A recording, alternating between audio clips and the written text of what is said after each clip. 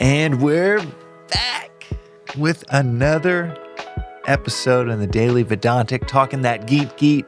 We're in the midst of our 20-part series on the Bhagavad Gita. And right at the top of the episode, just want to say that Swami Parthasarathi, my teacher, extols our primary service in our community as spreading cheer and joy everywhere we go. So, and ever since hearing that years ago, I have loved cultivating that as a service within my community, and I hope it's imparted in these episodes. It's certainly something that I've cultivated within myself over the years.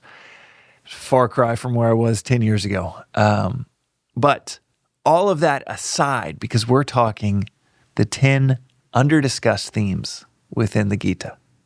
We covered the 10 most discussed and I'd say the fundamental concepts and themes within the Bhagavad Gita, the most famous poem in the world.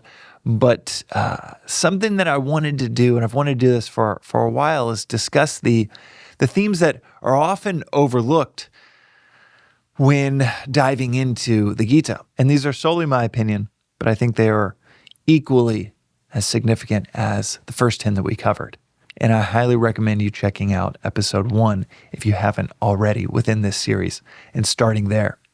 But if you have, or if you're coming across this video or podcast episode blindly, well, it's got something in store for you, because today's episode is on the role of the individual in society. So in episode 1, we talked about dharma and duty. Dharma can be translated as duty, law, nature. It can be translated in so many different ways in English. You could cover 2 pages in translating that Sanskrit word into English. So context is always necessary to understand which use of that word is being evoked in the midst of a verse or a higher ideal that's being discussed. But duty is one of the main themes within the Gita. Certainly, that's why we started with that. And your duty, swadharma, your nature, is another major theme within the Gita that is often discussed. And thirdly, within the context of the Gita, a major theme when it comes to the individual is who that individual truly is, who you truly are. But just beneath these, when it comes to the individual, there are a handful of verses around the role of the individual within society. Not just their duty, not just their nature, not just who they truly are, and within the realms of obligations and identification, Vedanta has a lot to say. Within obligation, our work that we do, and it could be parenting 1 minute, it could be helping out a neighbor the next, or it could be your job and your approach to mastering a craft or a skill. But one thing that is explicitly clear within all of these is that work without attachment is worship. This phrase is from Swami Parthasarathi, my teacher, and it is so beautiful that I shared it with a friend, Stephen Pressfield. He's the author of an amazing book, The War of Art, and that is a classic, cult classic book for creatives around the world. He lives here in LA, and I shared with him this quote that work without attachment is worship.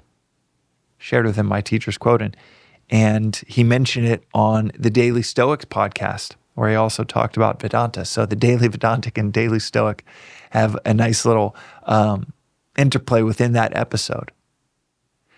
But when it comes to our obligations, when it comes to our work, it is not just a necessity or a chore or a checkbox throughout the day.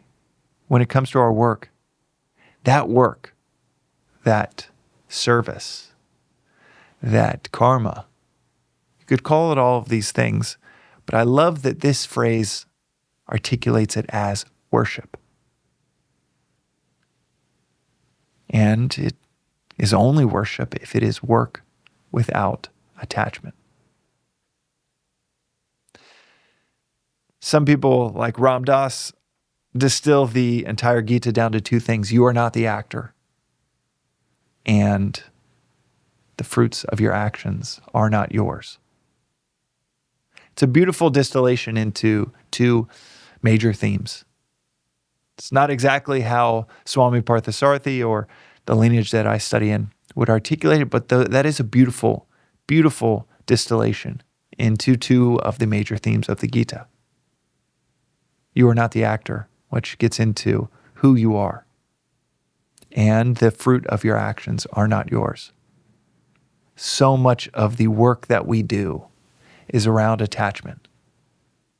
So many of our obligations we think is just fundamental. We need to do them so that we can get on to the important, especially if you are attracted to spiritual concepts, get on to the more important, fascinating, entertaining philosophical concepts or philosophical parts of life.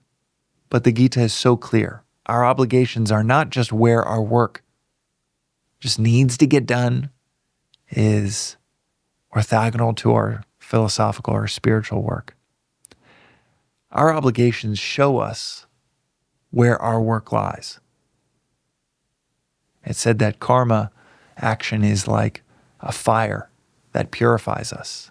It heats us up and shows us where our spiritual work, our philosophical work, still lies.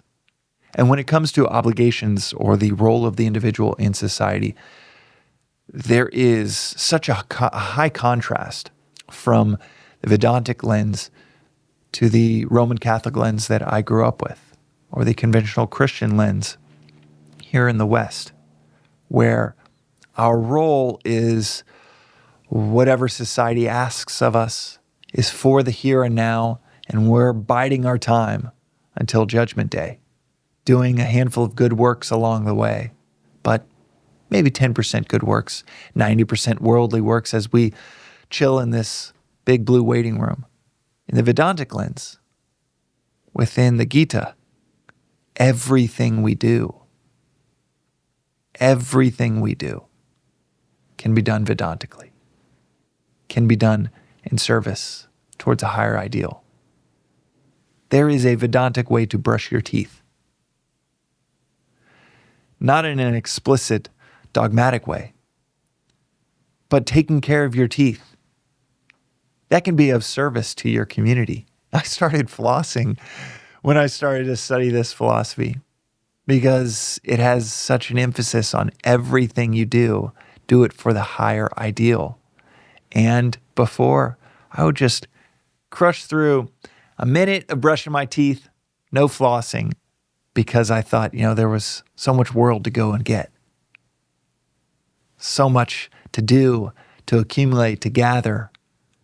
And it's so hilarious, somewhat preposterous to think that there is a philosophical way to take care of your teeth. But when you recognize that how you take care of yourself will either provide you a whole host of distractions in a philosophical or higher pursuit, or it can be conducive to service.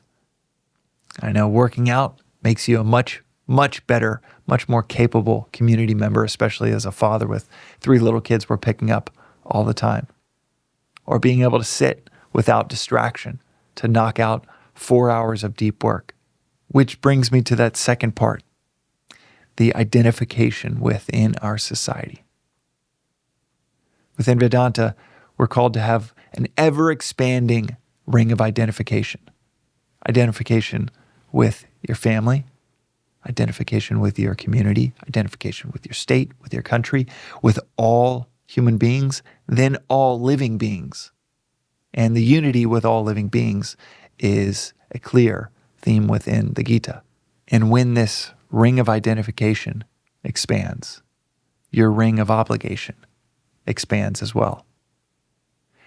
And you might find yourself spending a few more minutes in the gym, spending a little bit longer in that task that you could have knocked out and done the cheap and easy way to do it right. You might even find yourself spending an extra minute or two flossing your teeth when you never did it before, but you do it now because It's all part of your obligation. And it's all part of this work without attachment that ends up becoming worship.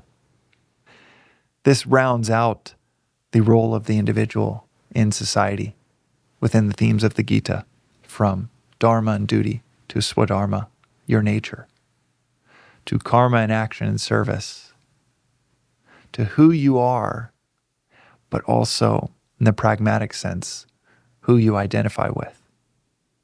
And that's today's reflection on the Daily Vedantic, on the role of the individual in society.